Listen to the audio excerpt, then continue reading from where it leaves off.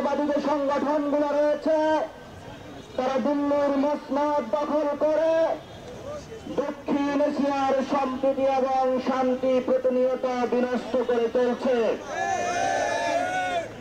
গতকালকে আমাদের প্রতিবেশী আগরতলা উপহাই কমিশনে দিবালোকে হিন্দুত্ববাদী যে সংগঠনগুলো বাংলাদেশের সার্বভৌমত্বের উপর আঘাত করেছে তা সুস্পষ্ট ভিয়েনা চুক্তির লঙ্ঘন। আমরা যারা ইন্টারন্যাশনাল কমিউনিটি রয়েছেন, বিশ্বে যারা শান্তিপ্রিয় মানুষ রয়েছেন, আমরা তাদের প্রতি উদাত্ত আহ্বান জানাচ্ছি।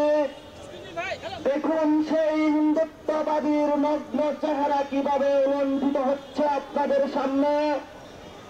দেখুন সেই দিল্লির ফেসিবাদী আগ্রাসন কিভাবে প্রতিবেশী রাষ্ট্রগুলোর উপরে দিন দিন প্রলম্বিত হচ্ছে।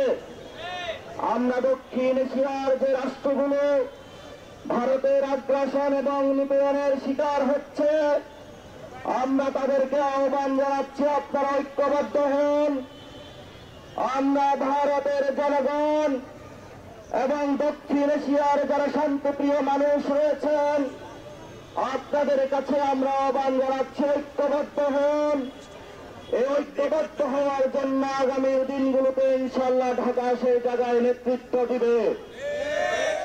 ঢাকা জাগ্রত হয়েছে। দক্ষিণ এশিয়াতে একটি সময় ঢাকা খুবই শক্তিশালী একটি জায়গা ছিল। ঢাকার সন্তানেরা আবার ফিরে এসেছে। ঢাকাকে আবার এই বিশ্ব মঞ্চে আবার জায়গা করে দেওয়ার জন্য এই তরুণ যুব যারা ছাত্র সমাজ রয়েছে তারা ঐক্যবদ্ধ হয়েছে এবং আগামী বিশ্ব মঞ্চে ঢাকাকে একটি ঐতিহাসিক জায়গায় তারা নিয়ে যাবে।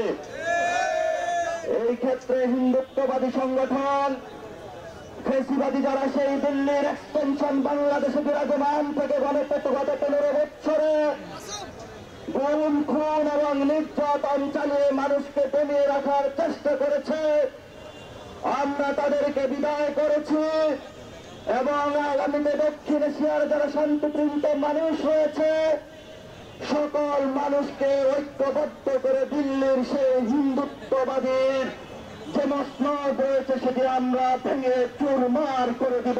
বাংলাদেশের হাই কমিশনে যে নগ্ন হামলা হয়েছে তা সুস্পষ্টত ইন্টারন্যাশনাল যে আইন রয়েছে সেটার লঙ্ঘন।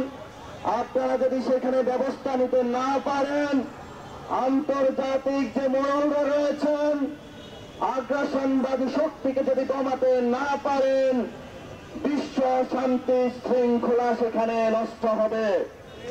আমরা বিশ্ব শান্তি শৃঙ্খলা ফিরিয়ে আনার জন্য আমরা দেখেছি ইরাকের উপরে কিভাবে নগ্ন হামলা হয়েছে, সিরিয়ার উপরে কিভাবে নগ্ন হামলা হয়েছে। এখন তাদের চোখ পড়েছে দক্ষিণ এশিয়ার বে অফ বেঙ্গলের মধ্যে।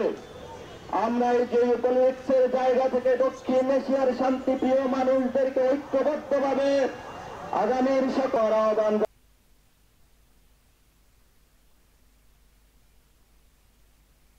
হয়েছে।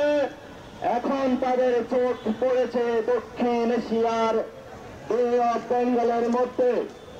আমরা এই যে পলিটিক্সের জায়গা থেকে দক্ষিণ এশিয়ার শান্তিপ্রিয় মানুষদেরকে ঐক্যবদ্ধভাবে আগামীর সকল ষড়যন্ত্র মোকাবেলা করার আহ্বান জানিয়ে এবং বিশ্ব মঞ্চে যারা শান্তিপ্রিয় মানুষ রয়েছেন তাদেরকে ঐক্যবদ্ধ হওয়ার আহ্বান জানাচ্ছি। আগামীতে বাংলাদেশ নিয়ে যদি কোনো ষড়যন্ত্র হয়, বাংলাদেশের শান্তিপ্রিয় জনতা যারা রয়েছেন, ছাত্রবৃন্দ যারা রয়েছেন, আপনারা ঐক্যবদ্ধভাবে মাঠে থাকবেন। আমাদের